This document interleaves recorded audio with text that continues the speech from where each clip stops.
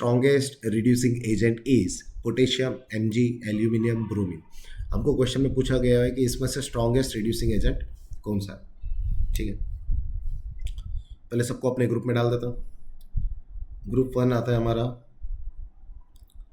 लीना की, lithium, sodium, potassium. Group 2 की बात करते हैं, बेरिलियम, मैग्नीशियम, कैल्शियम। ठीक है, एल्यूमिनियम की बात करते हैं तो एल्यूमिनियम आता है ग्रुप 13 में, बोरोन, एल्यूमिनियम और गैलियम। और लास्ट में हम बात करते हैं ग्रुप 17 की, तो ग्रुप 17 में आता है ब्रोमीन। बट याद रखना ब्रोमीन नॉन मेटल है, ब्रोमीन क्या हमारा नॉन मेटल है। और नॉन मेटल क्या होता है हमारा ऑक्सीडाइजिंग एजेंट होता है। क्या होता है ये ऑक्सीडाइजिंग एजेंट। तो यहाँ पे मैं क्या करूँगा, ब्रोमीन को तो डायरेक्ट ही रूल्ड आउट कर दूंगा। तो ग्रुप 17 तो हमको ऐसे ही नहीं देखना। अब बात करता हूँ मैं ग्रुप 1, ग्रुप 2 और ग्रुप 13 के बारे में। पीरियोडिक ट्रेंड है कि left to right periodic table में ऑक्सीडाइजिंग कैरेक्टर बढ़ता है, ऑक्सीडाइजिंग कैरेक्टर बढ़ता है। ऑक्सीडाइजिंग कैरेक्टर बढ़ा तो रिड्यूसिंग कैरेक्टर क्या होगा, कम होगा, बराबर ना। लेफ्ट राइट साइड पे कौन होता है, नॉन मेटल होता है। और नॉन मेटल सारे के सारे क्या हमारे ऑक्सीडाइजिंग एजेंट है, यह भी हमने देखा, इसलिए ग्रुप 17 को हमने रूल्ड आउट भी कर दिया। अब सेम रूल यहाँ पे भी अप्लाई करना है। तो यहाँ पे राइट साइड पे कौन दिख रहा है हमको, एल्यूमिनियम दिख रहा है। राइट साइड पे कौन दिख रहा है हमको, एल्यूमिनियम। तो एल्यूमिनियम यहाँ पे क्या हो जाएगा, रूल्ड आउट। क्यों, क्योंकि उसके पास अगर रिड्यूसिंग कैरेक्टर है तो कम है किससे, मैग्नीशियम और पोटेशियम से। अब बात कर लेता हूँ मैं मैग्नीशियम पोटेशियम की। अब देखो डायरेक्ट पोटेशियम में लिख सकता हूँ, बट हमको यहाँ पे कंपेयर भी करना है। ठीक है, मैग्नीशियम ऊपर की साइड है और पोटेशियम बॉटम में है। तो यहाँ पे कंफ्यूज नहीं होना है, हमारे पास एक टॉप टू बॉटम का भी रिलेशन है।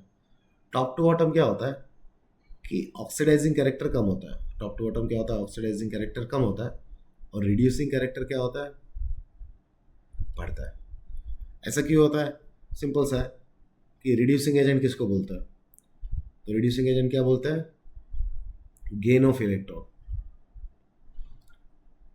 Gain of electron. But self oxidise. अब सेल्फ ऑक्सीडाइज का मतलब क्या होता है, लॉस ऑफ इलेक्ट्रॉन, खुद के अंदर से लॉस ऑफ इलेक्ट्रॉन होना चाहिए। तो यहाँ पे मैं अगर कंपेयर करूँ पोटेशियम और मैग्नीशियम को, तो पोटेशियम का एटॉमिक रेडियस ज़्यादा है, एटॉमिक रेडियस पोटेशियम का ज़्यादा है। तो एटॉमिक रेडियस बढ़ने से आयोनाइजेशन एंथैल्पी क्या हो जाती है, कम हो जाती है। तो यहाँ पे मैं एटॉमिक रेडियस की बात करूँ तो बढ़ता है, बट यहाँ पे आयोनाइजेशन एंथैल्पी देखूँ तो कम होता है। और हमको पता है कि आयोनाइजेशन एंथैल्पी कम है तो इलेक्ट्रॉन ईजिली बाहर निकलेगा। तो जब मैं कंपेयर कर रहा हूँ पोटेशियम और मैग्नीशियम को, तो पोटेशियम ईजिली इलेक्ट्रॉन डोनेट कर देगा। इलेक्ट्रॉन ईजिली डोनेट कर रहा है मतलब ईजिली क्या हो रहा है, सेल्फ ऑक्सीडाइज हो रहा है, सेल्फ ऑक्सीडाइज ईजिली हो रहा है, तो गेन ऑफ इलेक्ट्रॉन सामने वाले का ईजी हो जाएगा। तो यहाँ पे पोटेशियम का रिड्यूसिंग कैरेक्टर ज़्यादा होगा। तो यहाँ पे स्ट्रॉन्गेस्ट रिड्यूसिंग एजेंट कौन होगा, potassium. So A is our correct option. I hope this is clear. ये एक्सप्लेनेशन ध्यान रखना कि अगर एटॉमिक साइज बढ़ता है आयोनाइजेशन एंथैल्पी कम होता है, आयोनाइजेशन एंथैल्पी कम होता है इलेक्ट्रॉन इजीली डोनेट होता है। और इलेक्ट्रॉन डोनेट करने की प्रॉपर्टी जिसके पास होती है वही रिड्यूसिंग एजेंट होता है, क्योंकि जब वो इलेक्ट्रॉन डोनेट करेगा तभी तो सामने वाला इलेक्ट्रॉन गेन करेगा। समझ में आया ना, रिड्यूसिंग एजेंट मतलब क्या, इलेक्ट्रॉन डोनेट करना, सेल्फ इलेक्ट्रॉन डोनेट करेगा और सामने वाला उसको एक्सेप्ट करेगा। तो जब हम गेन ऑफ इलेक्ट्रॉन बोल रहे हैं तो हम हमारी बात नहीं कर रहे, सामने वाले की बात कर रहे हैं।